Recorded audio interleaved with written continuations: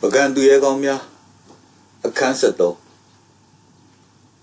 Oda Bagodi Mondo de da Yam Yadwin, a Checha Jado, Pine Jitku Pia, to Pine Jidwin. Bagan City Rodo, Sang Yache, Almian Mugo, don't take the Lana Shido. You know it, Nite Ayaro Muja.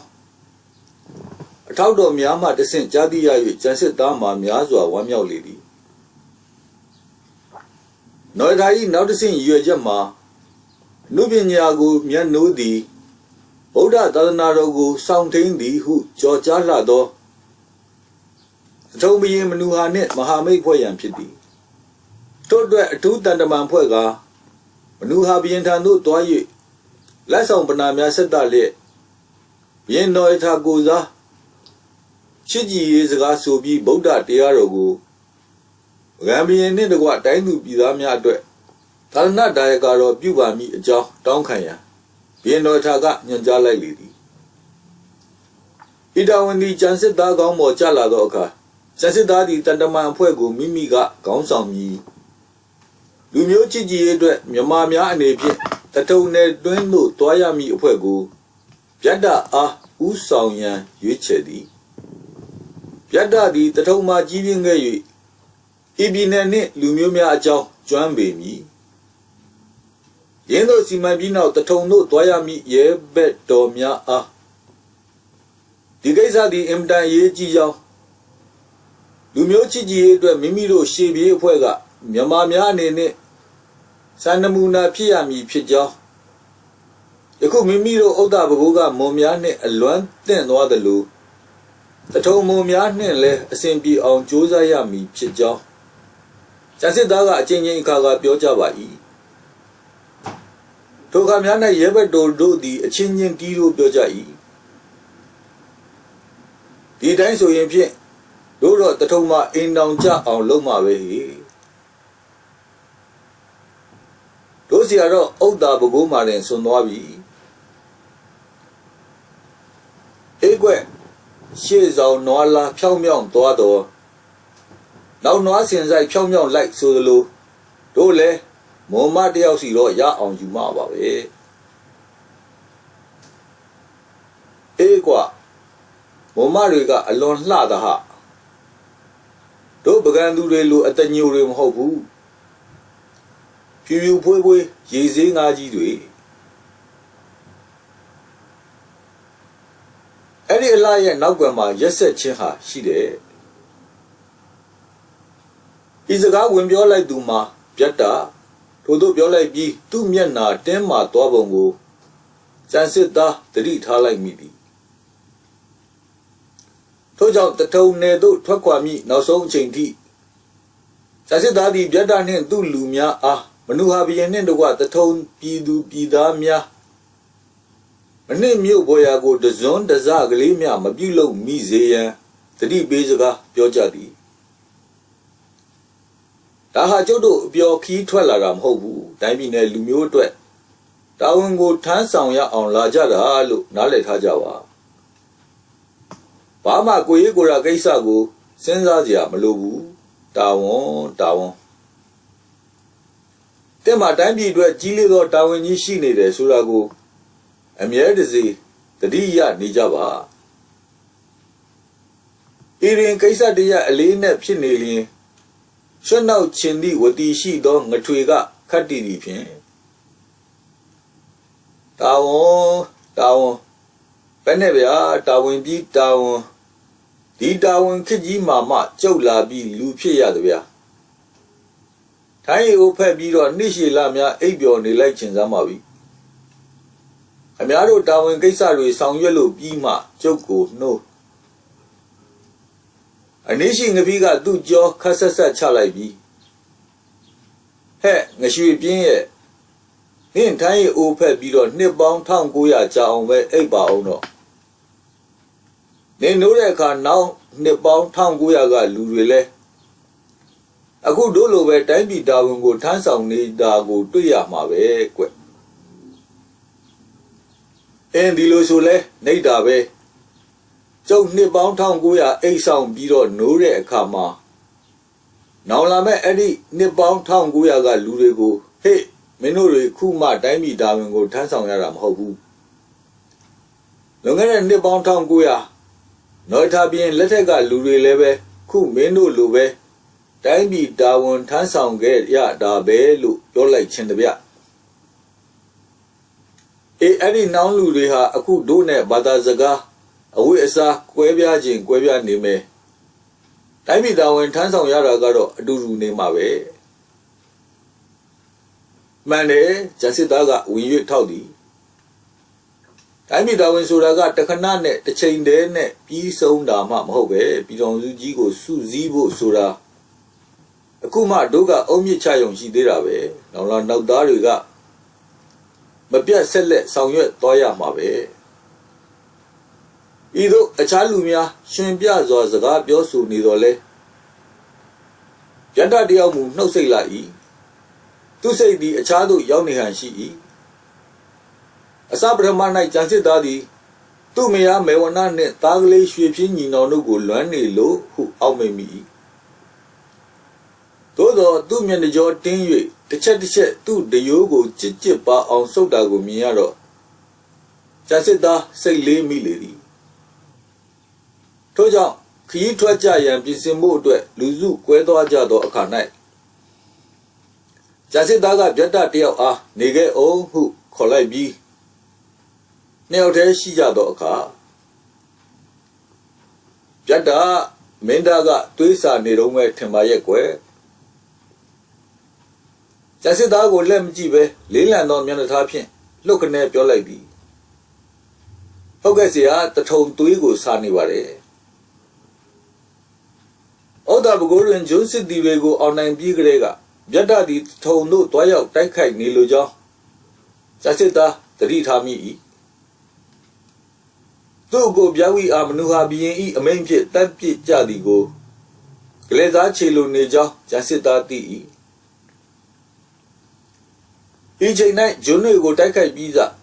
များစွာသောစစ်တီတို့လည်းစစ်သွေးစစ်မှန်ကြွနေ၍ဓာမချလူသေးပဲပွဲဆက်ချင်နေသည်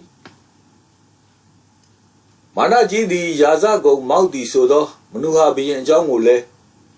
ကြားသည့်နေကြသည်နှင့်တထုံကိုစစ်ချီလိုနေကြသည်တစစ်သားသည်ဗျတ္တအားအကိုအတွက်ကလေးစားချီလိုစိတ်ကိုဖျောက်ဖျက်ပြည့်ရန်အခါကဖြောင်းပြပြောဆို၏စစ်စိတ်မှန်ပြန်မကျဖြစ်နေသောစစ်တီတော်များအားလည်းရင်တော်ထား၏အမိန်တော်မှာကိုပီအားကျူးကျော်စော်ကားလာသောလူမျိုးသားဂျွန်းစစ်တီများကိုသာအောက်တာဘကုမှနှိမ်နှင်းမောင်းထုတ်ရန်ဖြစ်၍တထုံသည်ကိုရန်သူပြည်မဟုတ်ကြောင်းရှင်းလင်းပြောပြရ၏ယခုလည်းဗျတ္တအားနောက်ဆုံးအကြိမ်ပြောသည်ဒီမှာဗျတ္တတို့ဟာဘရင်တက်မတော်လဲဝင်ဘရင်အာနာခံယူပြီးလက်နက်ဆွဲကင်တာဟာကိုရဲကိုယ်ရာအတွက်မဟုတ်ဘူးတို့ဘရင်နဲ့တို့တိုင်းပြည်အတွက်သာဖြစ်တယ်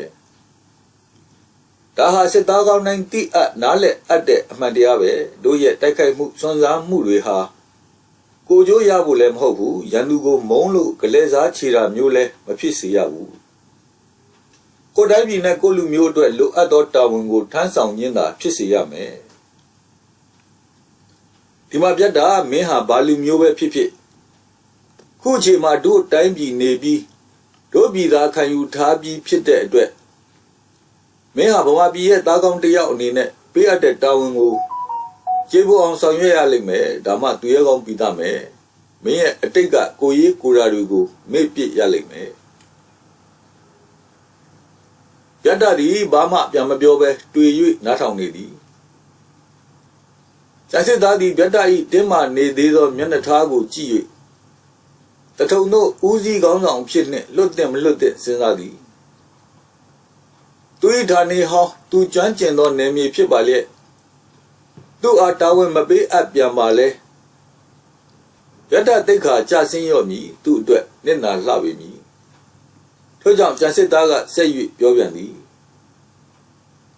ဒီမှာဗျတ္တစဉ်းစားစမ်းကွာတို့ပြင်ဟာလေမင်းနဲ့ငါ့ကိုတိတ်ပြီးယုံတယ်ချစ်လဲချစ်တော့ကွာသူရဲကောင်းတွေအနေနဲ့တို့ကိုရဲဘက်ညီနောင်တွေတဲ့ သူတို့ကိုချစ်တလောက်ယုံကြည်တလောက်လဲအားကိုးတော်မူရှာတယ်အခုကြည်စမ်းပါကွယ်သူကစိတ်ချလက်ချတွန်တေးဒလမှာနေပြီးတော့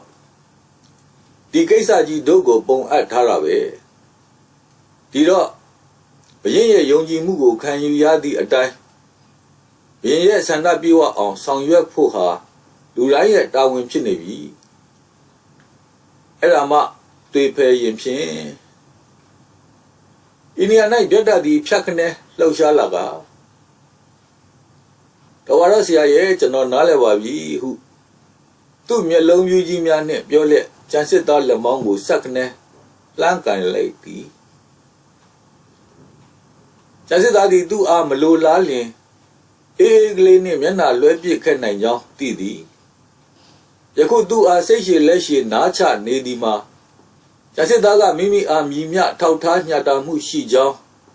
ထင်ရှားနေသည်နှင့်ရတ္တသည်ကျန်စစ်သားလက်မောင်းကိုဖြစ်ညှက်ခါဆရာမလိုလားတာဘာမှမဖြစ်စေရပါဘူးမဲ့တော့မစွန်းစေရပါဘူးဟုဂတိပြုလိုက်လေ၏သူနဘုံမိတထုံကြီးတို့ကျန်စစ်သားသည်တန်တမန်ဖွဲ့ကိုခေါင်းဆောင်၍မင်းကမင်းနာအဆောင်ရောင်ဖြင့်လက်ဆောင်ပနာများယူလျက်အနုဟာဘယင်နန်းတော်သို့ခမ်းနားစွာသွားသည်ရတ္တတို့အဖွဲ့ကတစုတယုံတည်းစစ်အလုံးချီတက်လာသည်ကိုမဖြစ်စေလို၍တာမန်အယက်သားခီးသည်များအနေဖြင့်ရတ္တကျွမ်းကျင်သောတော်လန်ခီးမှသွားကြသည်တန်တမန်အဖွဲ့ကမင်းတစ်ပါးချစ်ကြည်မှုရအောင်ဆောင်ရွက်ရမည်နည်းတူရတ္တတို့အယက်သားအဖွဲ့ကပကံသားများနှင့်တထုံသားများမိတ်ဆွေဖွဲ့ကြရပေမည်သူတို့ဖွဲ့သည်မြင်းများဖြင့်လူသူအသွားလာနေသည့်ရတ္တရောက်ဖူးသောနေရာများမှသွားကြရာရတ္တသည်ဤဌာနတွေရောက်ခဲ့ပြန်တော့ရှေ့ဖြစ်ဟောင်းတွေပြန်ပြောင်းတတိယပြန်လေသည်မနုဟာဘီရင်ဤအာနာသားများကလိုက်၍မိမိပြေးခဲ့ရပုံပုံခဲ့ရပုံအစာငတ်ရေငတ်ဖြစ်ခဲ့ရပုံတုံကြည့်အားနဲ့ဝိုင်းရတို့လဲသည့်အထိဖြစ်ခဲ့ရပုံတွေပြန်လဲစဉ်းစားမိတော့သည်ဒုက္ခဘုံကိုပို့သူမနုဟာဘယင်မြို့တော်ဝင်နှင့်သူတို့အာနာသားများကိုဒေါသထွက်မိလျက်သူ၏တယိုးကိုခဏခဏစုပ်ကိုင်မိသည်မှာသူ၏လက်ဖွာရဲရဲနေတော့သည်သို့သောဒီကိစ္စဖြင့်သူ့ဓာအသုံးမချရတော့ပြီကိုသိပါသည်အထက်ရာရှိတားမြစ်သောအမိန့်အာဏာကြောင့်သာမဟုတ်သူကိုထောက်ထားညှာတာလှသောကျန်စစ်သားကိုကြီးညိုလေးစားလှသောကြောင့်လည်းဖြစ်ပါ၏ရင်းတို့လင်သူ၏စိတ်မချမ်းမသာလေးလံလှသောနှလုံးဖြင့်သူ့အဖွဲ့ကိုခေါင်းဆောင်၍လာခဲ့ရာတထုံမြို့နှင့်တိတ်ပြီးမွေးလှသောရွာကြီးတရွာသို့ဆိုက်ရောက်ခဲ့လေ၏အချိန်မှာအာယုံတက်ဆရွာတကားကမဖွင့်သေးကြရတ္တတို့သည်တညလုံးခီးနှင်လာခဲ့ကြသည်ဖြစ်၍ဒီမှာခိတ္တနာမည်ဟုမြင်းများပေါ်ကဆင်းကြသည်ရွာကြီးဤစီယိုမှာစင်တရက်လောက်မြင့်သောဝါချက်ခတ်စုများကာယံထား၍ရွာမဒကမကြီးမှာကြီးမားခံခန့်လှသောကျွန်းတစ်လုံးကြီးများဖြစ်သည်ရတ္တတို့လူစုမှာဤတကားအနီးမှာပင်ရှိသောမကြီးပင်ကြီးပတ်လည်မှာရံပတ်ဆောက်လုပ်ထားသောတစ်သားကုပ္ပကြီးပေါ်တွင်ထိုင်လျက်ရွာတကားအဖွင့်ကိုစောင့်ရသည်သူတို့ရောက်ပြီးအချိန်အနည်းငယ်အကြာမှာမြင်းစည်းခီးသည့်၄ဦးရောက်လာလက်သူတို့နှင့်နှုတ်ဆက်စကားပြောကြ၍ကုပ္ပတွင်အတူဝင်ထိုင်ကာသူတို့အားကွန်စေများသုံးဆောင်ပါဟုဧဝံပြုကြသည်သူတို့တွင်အသင့်ပါလာသောလက်ဖက်ရည်အိုးကိုတည်သည်ထိုရွာဤနှစ်စဉ်ပွဲတော်ဖြစ်လာအပ်သောအကြောင်းကိစ္စကိုတိုက်ဆိုင်ကြုံကြိုက်သည်ရတ္တတို့လူသက်သည်နောက်ရောက်လာသောခီးသည်များနှင့်ဆေးအတူဖွာကွန်းတူစား၍စကားကောင်းနေကြစဉ် Pamia the Gomia, Kokamia singing Tado, no Larry, the Dani Yola Jalia, Timo Diso Gakon Dumiane, alone Bio Shin Nejado, Lu Oji. Yadai put Emma Ludioga, Tayama Tado. Badwemia, the Canary Lola Java Dani, who made all. Tolu Jidama, Balulo, Wissa, singing Tado, Ludia, she do la liet. Hello, Badwemia, Madia on. Now no roga, the Chayaga Lare Lulutemaye, the Diama. Ye Memiaga, Chimmy and Dugambure, Nissin, Boro Yishire, come here. Majagin, Yoraga no me, Lali, Kamiaru, Lechenorune, Wimpio Wala. Hello, no no, Minji Riga. Minjo Minla Jiduwe, Sim Minji Jani Rave. Jodo Ku, Boyama, Minsi Boyle, she the Bia. Wimpia Yavala. Tosin a chodo shoe Buela Miaga, Yoadaru a Yoagago Punyan Lami Ojali. Yada the John Chinyago, Bomo Tishi Lola di ne. Tolunado Chinka Lavi. Mamarakamia Joduga, a chart, a yaga, Luribawe, Manuha Bayem Mimiaka. Divago Bajam, Tanetaka, Chimian, Dugam Bureau Mubadale. Toduga, Yodima. Nebound Doro Javi, Kamia. Divaga, we have been Mimia Yanudo. Luzo, Lumaitia, Ya on Pansy B. Mura one letter Akele, Dajam. Dimurago, Koran Tanetaka Labi, being Mimia Goza. You are the hard go to Gambule. Ari, being Yanuroga, Bello Luza Valikmia.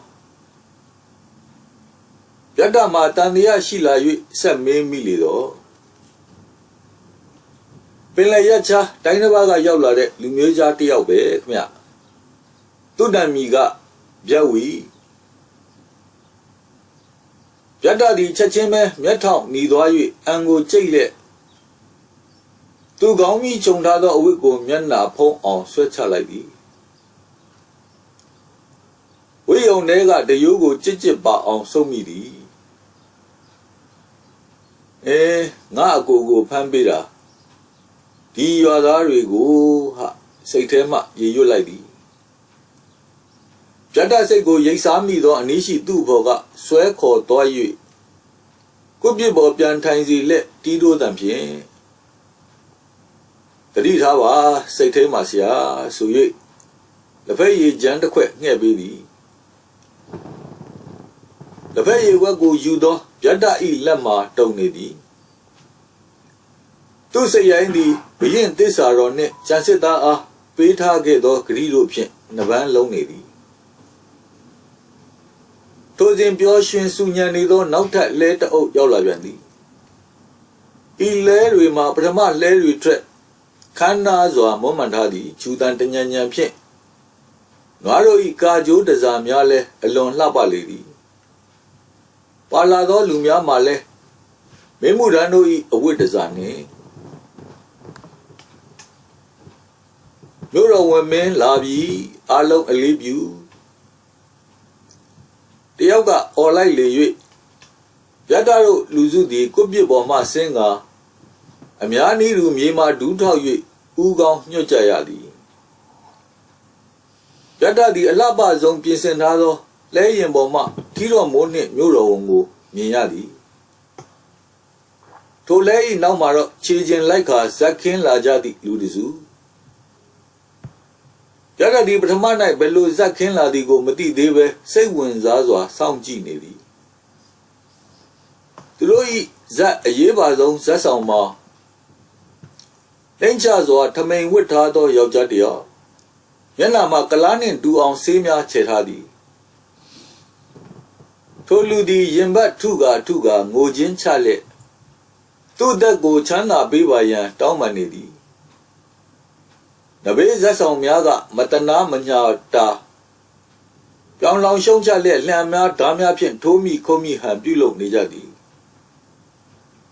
Jazwe Gong Look do Mojin so nice. နင်လူစွမ်းကောင်းဆိုအခုတော့ထမိန်ဝင့်နေရပြီမဟုတ်လားနင်ဘာတတ်နိုင်သေးတယ်လဲဟဲ့ပြဝိရဲ့လဲဘောကမြို့ဝင်မင်းသည်ရာတပတ်မမေ့နိုင်သည့်သူအောင်မြင်လိုက်သောပွဲပြကင်းကိုအခန့်သားအမြိုင်သားနှစ်သိမ့်သဘောကျစွာကြည့်ရှုနေသည်ရုတ်တရက်ဗျတ်တစိတ်လွတ်သွားလေပြီသူလူများကိုအချက်ပေးလိုက်ခါတမဟုတ်ချင်းမြင်းများပေါ်ရောက်သွားကြလျက်ထိုလူစုကိုဝင်ရောက်တိုက်ခိုက်ကြလေသည်ဗျတ်တသည်ပထမဦးဆုံးလဲပေါ်ကမြို့ဝင်မင်းကိုခေါင်းဖြတ်ချလိုက်သည်တခဏအတွင်းမှာထိုပျော်ပွဲသည်မတာပွဲဖြစ်၍တွေးချင်းချင်းနီးကအလောင်းများအတုံးအယုံကြသည်ဗျတ်တတို့လူစုသည်မြင်းများကိုခြေကုံတွင်၍လာလန်းအတိုင်းပြန်လစ်ခဲ့ကြလေသည်ခွင့်မလွတ်နိုင်သောအမှားဗျတ်တသည်မဖြစ်အပ်သောကိစ္စပြီးသွားတော့မှခွင့်မလွတ်နိုင်သောအမှားကိုကျူးလွန်ခဲ့ပြီဖြစ်ကြောင်းနောင်တရလေသည်သူလူတချို့ကဌာနသို့မပြန်ကြတော့ဘဲတောအောင်၍တိုက်ခိုက်စားတောက်နေကြရန်အကြံပေးသည်ဗျတ်တကောင်းခါသည်ရခင်ကမင်းတမင်းဤဝရမ်းမြေဘဝနှင့်ဒုက္ခရောက်ဖူးပြီအခုအမင်းမင်းဤဝရမ်းမြေဘဝနှင့်ငါမစင်းစားဝင်ပြီထို့ပြင်သူဤသားကလေးများအားဒင်းတို့အဖေကအမားကိုကျူးလွန်ပြီးအပြစ်ကိုမခံရတဲ့ဝရမ်းမြေသစ္စာပေါက်သူရဲ့ဘောကြောင့်သူဟုပြောဆိုကြမှာကိုမခံစေလိုပြီဖအေးအတွက်သားကလေးတွေတစ်သက်လုံးနာမည်ပြည့်ရကြီးရဲ့ထို့ကြောင့်ဗျတ်တသည်သူ့လူများကိုစုဝေး၍ပြောသည်မည်သူမျှရှောင်တိန်မပြေးကြနှင့်မိမိတို့ဂုံတိတ်ခါကိုမကြစင်းစိတ်ငါကို့အမားနှင့်ကိုဘယ်လိုအပြစ်မျိုးပဲဖြစ်ဖြစ်ခံရဲကြရမည်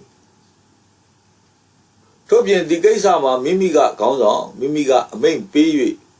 ငယ်သားများအနေဖြင့်လိုက်နာရသည်ဖြစ်ကြောင်းကြောက်ရောက်သောအပြစ်ဒဏ်ကိုမိမိတဦးတည်းကတာဝန်ယူမည်ယခုမိမိတို့သည်ကိုအထက်အရာရှိထံသို့အနှင်းရမည်တို့ဖြင့်သူငယ်သားများအားလုံးလိုက်နာကြ၍ဥဒ္ဒါဘကိုးစီသို့ပြန်ခဲ့ကြလေသည်လမ်း၌ဗျတ်တသည်စိတ်နှလုံးမချမ်းမြေ့စရာကြီးကိုစဉ်းစားမိသည်ဒီချိန်၌ကျန်စစ်သားဥဆောင်သောအနောထာဘုရင်၏တန်တမန်အဖွဲ့သည်မနူဟာမင်းနန်းတော်သို့ရောက်နေရောမည်အဲ့ဒီတုံးများမိမိတို့မိုက်ပြစ်စိုးကြီးကိုမနူဟာဘုရင်ကြားသိသွားပါကမိမိတို့အားလည်းပကံသားများဖြစ်ကြကြောင်းလူတချို့ကတည်သွားကြပြီဖြစ်သည်နှင့်ဗျတ်တဆက်မတွေးဝန်းတော်ပြီကျန်စစ်သားတို့အဖွဲ့ပြန်လာမှာအကြောင်းကျိုးကိုသိရလေအောင်နှုတ်ပြီးမိမိတို့ကိုလည်းကျန်စစ်သားအားအနှံရလေအောင်စစ်တောင်းမြစ်စိတ်အနောက်ဘက်ကမ်းကစောင့်ကြလေသည်ဗျတ်တတွေးတင်သောအဖြစ်ဆိုးကြီးကအမှန်ပဲကြုံကြရလေသည်ကျန်စစ်သားနှင့်တန်တမန်အဖွဲ့သည်မနူဟာရှေ့မှောက်ခစားလျက်လက်ဆောင်ပနာများဆက်သ၍မိမိတို့ဘုရင်တော်ထာကမဟာမိတ်ဖွဲ့ကြောင်းတော်ထာ၏တခုတည်းသောရည်ရွယ်ချက်မှာမြဝပြည်အောင်စုကြီးကိုစီယုံလျက်တညီတညွတ်တည်းသောဗုဒ္ဓတရားတော်နှင့်သာသနာတော်ထွန်းပြောင်စေလိုကြောင်းမနူဟာမင်းကသာသနာဒါယကတော်ခံပါမည်အကြောင်းအလေးနဲ့ပြောဆိုနေစဉ်ဗျတ်တတို့၏စိုးသားမှုကြီးကိုရှောက်တင်ကြမည်သူများရှေ့တော်မောက်သို့ရောက်လာကြလေသည်ပကံခေါ်သောမိုးခေါင်ရေရှားဒေသကအရင်ဆိုင်များသည်ထိုရွာသားတို့နှစ်စဉ်ပွဲတော်ကျင်းပ၍ပျော်ရွှင်နေကြစဉ်အကြောင်းမဲ့တက်တက်ဝင်ရောက်တိုက်ခိုက်ကြောင်းဘီမင်းမြတ်ယုံကြည်အားကိုးတော်မူသောမြို့တော်ဝန်မှာပွဲကြည့်နေစဉ်မိတို့မြခုခံကာကွယ်ခွင့်မရရှာဘဲအမတ်မဲ့ယုတ်တရဲ့အသက်ခံလိုက်ရကြောင်းရသောသောအပြစ်မဲ့သည့်အရသားများအတုံးယုံသေဆုံးကုန်ကြကြောင်းရှောက်တင်သည်၌နန်းတော်တစ်ခုလုံးတုန်လှုပ်သွားလေသည်မနူဟာ၏မူမှတ်များသည်ကျန်စစ်သားတို့လူစုအားအပိုင်းပိုင်းခုတ်ထစ်ပြစ်ချင်သောမျက်လုံးများနှင့်ကြည့်ကြကုန်သည် နူဟာဘရင်စိတ်ဆိုးလိုက်သည်မှလည်းပြောစရာမရှိတော့ပြီချက်ချင်းအမိန့်ထုတ်သည်အရိုင်းဆိုင်အယုဒ္ဓမာလူမျိုးတွေငါဤတိုင်းပြည်ကခဏမဆိုင်ထွက်ခွာသွားကြနင်တို့လိုအကောင်တွေနဲ့ဗုဒ္ဓတရားတော်တန်သလားဟဲ့ရှင်သေးစီဒီတိန်ကြီးရွှေခွက်မှာသာတည်တဲ့နင်တို့အုံမုတ်ခွက်ခွေးစာခွက်တွေရာရာဆဆသာသနာတော်များမျှရမယ်လို့အောင်မလေးဟဲ့ကြားရငါနားတော်တနလိုက်လေသွားခုချက်ချင်းငါရွှေနန်းတော်ကထွက်ခွာသွားကြစစစ်သားတို့လူတိုက်ခေါင်းငိုက်ဆိုင်နှင့်ထအသွားမှာမနူဟာဘရင်ကဆက်လက်ပြောလိုက်သည်နင်တို့မိုးခေါင်ရေရှားဒေသအပူပိုင်းကအရိုင်းဆိုင်ကောင်တွေဒီလောက်တောင်သွေးထွက်တန်ယုံမှုပြုကျင်နေကြရင်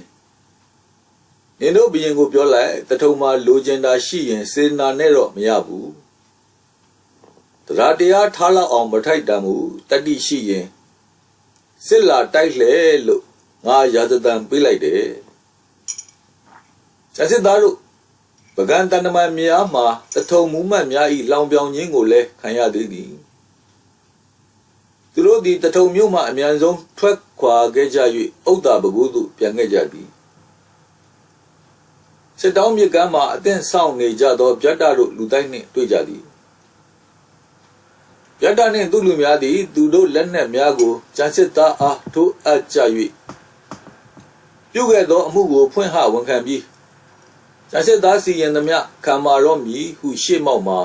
လဲစင်းပေးကြကုန်လေသည်အစပထမ၌ကျန်စစ်သားသည်ဒင်းတို့ကောင်းတွေဖြတ်ပစ်လိုက်တော့မည်ဟုတရိုးကိုင်းမိသေးသည်ဒီလိုစီရင်တဲ့အောင်လဲဒင်းတို့အပြစ်ကထိုက်တန်နေသည်သို့သောမိမိပြုမှခံရပါတော့မည်ဟုမိမိခြေရင်းဥကောင်းဆင်းနေကြသောဗျတ္တနှင့်သူ့လူများကိုငုတ်ကြည့်လိုက်ပြန်ပြီးတော့ဒင်းတို့လူတိုင်းဟာရှွန့်တော်အိုင်တော်ခြုံွယ်တော်မှာဂျွန်းစစ်တီတွေနဲ့အသက်ပေးပြီးအတူတူတိုက်ခဲ့တဲ့ရဲဘက်တွေပါလားရန်သူလက်ချက်နဲ့မတည်လို့ကြံနေခဲ့တဲ့လူတွေပါလားသူတို့ဇွဲတတိကြောင့်ပင်ဂျွန်းစစ်တီတွေကိုအောင်မြင်ခဲ့ကြ၍ဗမာဂုံပြောင်ခဲ့တာပါကလားဒါတွေတွေးမိပြန်တော့ကျန်စစ်သားဟာဒီလူတွေမတက်ရက်တဲ့ပြင်မျက်ရည်စို့လာပြီးတရိုးလက်လွတ်လိုက်ခါတနေရာလျှောက်သွားတစ်တပင်အောက်မှာထိုင်ဥကောင်းငိုင်ပြီးမျက်နှာကိုလက်ဝါးနှစ်ဖက်နဲ့အုပ်နေတော့တယ်ဒေါသထက်ဝမ်းနေတဲ့ဘက်ရောက်နေပြီယခုဗျတ္တတို့ပြုခဲ့သောအမှုမှာစင်စစ်တော့မိမိတာဝန်ဘင်းတော်ထာကမိမိအားယုံ၍ပုံအပ်လိုက်သည့်ကိစ္စကြီးတထုံဘီရင်နှင့်ချစ်ကြည်ရဲ့အောင်မြင်လိမ့်မည်ဟုမျှော်လင့်နေရှာတဲ့မိမိတို့ဘီရင်တော်ထာကိုယခုလိုဖြစ်ဆိုးကြီးဖန်တီးလိုက်တာဘယ်လိုလုပ်ရှုပ်တင်ပါတော့မလဲပြင်မရနိုင်တော့ဘူးပြင်မရနိုင်တဲ့ကိစ္စကြီးမင်းနှစ်ပါးနဲ့နှစ်ပြည်တော်ချစ်ကြည်ရေးပျက်စီးပြီကျစစ်သားကိုမှတုံရင်၍နေသည်သူစဉ်းစားမိပြန်သည်နောယထာရှေ့တော်မောက်၌ခြောက်ချားပွေသောကိစ္စကြီးမလျှောက်ကြားမီပရမအစီရင်ခံရအောင်မီကဥဒ္ဒါဘဂုမင်းပါကလားဥဒ္ဒါဘဂုမင်းကမိမိသွားကန်ဒီမှာမနူဟာဘီရင်မကြိုက်မနှစ်သက်တာစိတ်ပြက်စရာများတော့နည်းနည်းကလေးမှမဖြစ်ပါစေနဲ့လို့တဖွက်ဝမှားလိုက်ရှာသည်ကဲယခုမိမိတို့လူစုကရက်ဆက်စွာတပ်ဖြတ်ပစ်ခဲ့တာကိုဘယ်သို့ပြောပြရက်အံ့တော့နီနှုတ်ပြီးဥဒ္ဒါဘဂုကလည်းမွန်တထုံမှာဗျတ္တတို့တပ်ပစ်ခဲ့ကြတာလဲမွန်သူတို့ကမွန်ချင်းချင်းမိမိတို့ကဗမာဥဒ္ဒါဘဂုမင်းကအမျက်တော်မရှာဘူးလို့ပြောနိုင်ပါမလားလို့ပြီးဒုတိယလျှောက်တင်ရမှာကမိမိတို့၏တပ်ဦးစံပိုင်ရှင်ဘုရင်တော်ထာကျန်စစ်သားမှာတွေးလေလေရင်လေးလေလေနောက်ဆုံး၌ကျန်စစ်သားသည်သူ့ကိုယ်သူစင်ញင်သုံးတတ်သည်ယခုမင်းတစ်ပါးရှိမှဆောင်ရွက်ရသည့်ကိစ္စဟာလဲစစ်တိုက်သလိုတတိရှိရမည်စစ်ပွဲတစ်မျိုးပါကလား လက်နက်ကိုင်စစ်ပွဲကလက်ယုံရည်အင်အား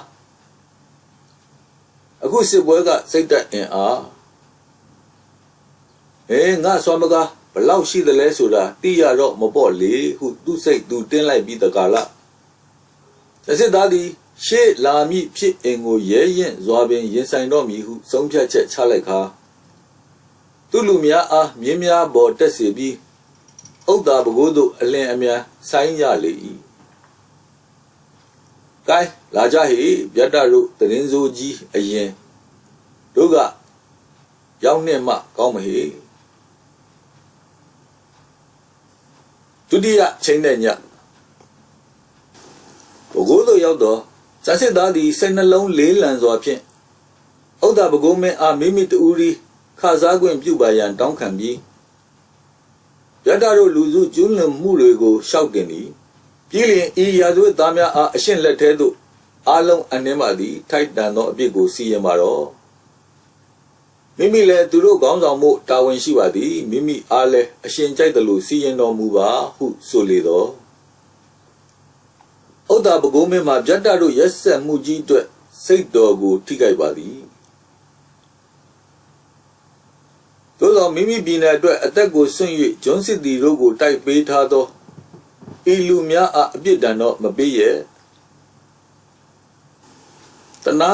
ကရုဏာတော်တက်၍ဗျတ္တတို့အား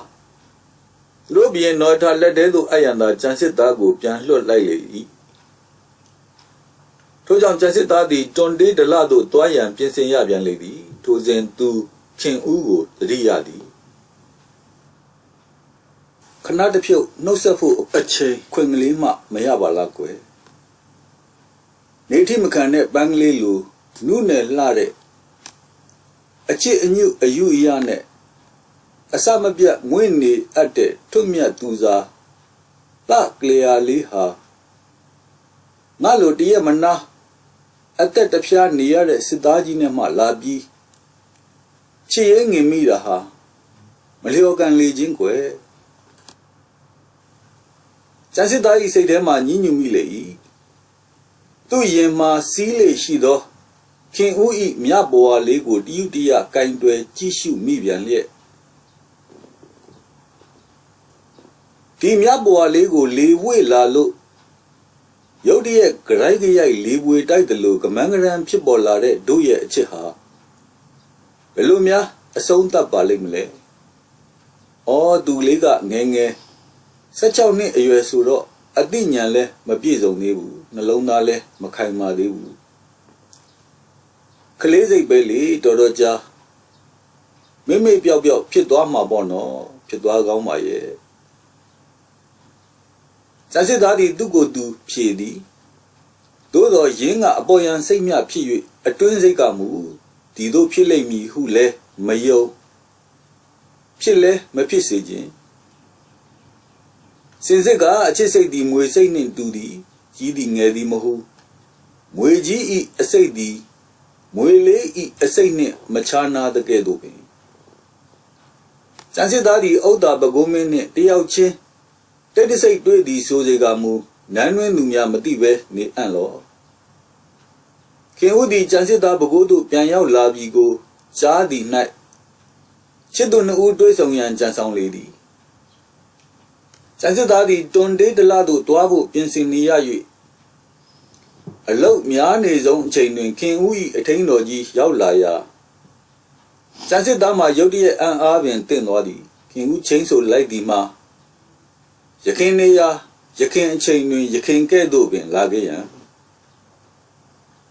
ဇာစစ်သားသည်ကလေးမလေးအလိုလိုက်ပြီးတွားရောက်တွေ့တဲ့မတွေ့တဲ့စဉ်းစားသည်ယခင်တစ်ခါတွေ့ပြီးမှယခုမတော်ပါကရက်ဆက်လွန်းရာသစိမ်းညိုးချိုးရာကြရော့မည်ဒါနောက်ဆုံးအချိန်ပဲဖြစ်ပါစီတော့ဟုတွားရောက်ရန်ဆုံးဖြတ်ချက်ချသည်နာနဲ့အာယုန်တက်မှခီးထွက်ရမည်ယခုညသွားတွေ့ရမည်ကတကောင်းရန်ခင်ဦးထိန်တော်ကြီးကကြံစစ်သားအားပြောပြသည်မှာမောင်ရင်တထုံထွက်သွားကြတဲ့ကခင်ဦးလေးမှာမစားနိုင်မတော့နိုင်လွမ်းပြလွမ်းတာကြနေလိုက်တာကွယ်သူ့ကိုယ်လေးဟာ ယူပစ်လိုက်တယ်လို့ပဲအခုမောင်ရင်ပြန်ရောက်တဲ့ကြားမှာရုတ်တရက်ရေတွေ့တဲ့ဘရုံမာရွှေကြပန်းလိုချက်ချင်းပြန်လန်းတော့တကွယ်ဟုတ်ပါသည်ခင်ဦးမှာပထမဦးဆုံးစိတ်ညွတ်ရသည့်အချစ်ဦးဝါကံကဖန်လာသည့်အချစ်ထူးငယ်ရွယ်လာသည့်အချစ်ယူမလေး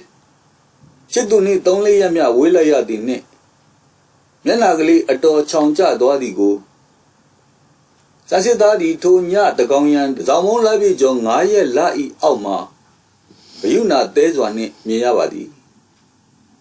သူ့ရင်မှာနင့်သွားပါသည်ရခိုင်နေရဥယျာဉ်တော်အနောက်တောင်တော့အုံးပင်အုပ်စုအောက်ရေကန်ကလေးနှစ်ဘေးရှိနှစ်ယောက်ထိုင်ကြောက်စစ်ခုံပေါ်မှာခင်ဦးသည်ဝမ်းရမောက်လဲလျောင်း၍လက်နှစ်ဖက်ကမေးကိုထောက်ကာစောင်းမျော်လျက်ရှိရာကျန်စစ်သားသည်ခင်ဦး၏မျက်နှာလေးကိုသူ့လက်ဝါးနှစ်ခုထဲထည့်၍မယူလိုက်သည်ပြီးလျှင်ဘာကြောင့်များဒီလောက်တောင်ဖြစ်ရတယ်လဲအချစ်ရဲ့မောင်တော်မကြခင်ပြန်လာမဲ့ပြောခဲ့ရသားနဲ့ဟင်းကြည်စံကိုကလေးလဲပေါ့သွားလိုက်တာဝမ်းနဲ့ဝမ်းသာကြ၍လာသောခင်ဦး၏မျက်ရည်တို့သည်ကျန်စစ်သား၏ရင်မှနွေးသွား၏တိတ်ပါချစ်ရဲ့ကဲမောင်ပြန်လာတာမှန်းတဲ့ရက်ထက်စောမနေဘူးလားဒီတော့မှခင်ဦးအတန်ထွက်လာသည်အဲ့ဒါကြောင့်ခင်ဦးစိုးရင်တန်တရားဖြစ်လို့မောင်တို့ကိုအမြန်ဆုံးတွေ့ကျင်တာပဲကဲပြောစမ်းဟိုမှာဖြစ်ခဲ့ရတဲ့အခြေအနေ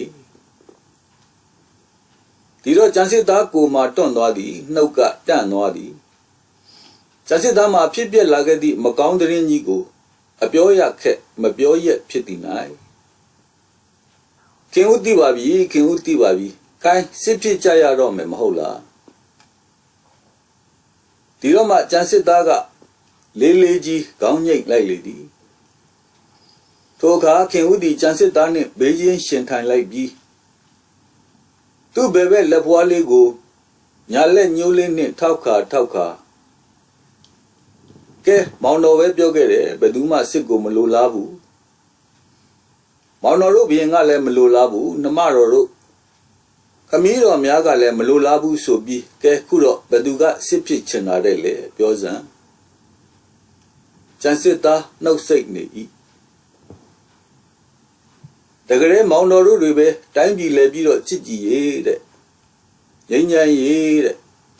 ပြည်တော်စုကြီးစီယုံရေးတဲ့ကြွေးကြော်နေပြီးတော့ကဲခုစစ်ဖြစ်ရတော့မလဲအတိတ်ပဲကိုမရှိဘူးဒီတော့မှကျန်စစ်သားကဝမ်းနေစွာနဲ့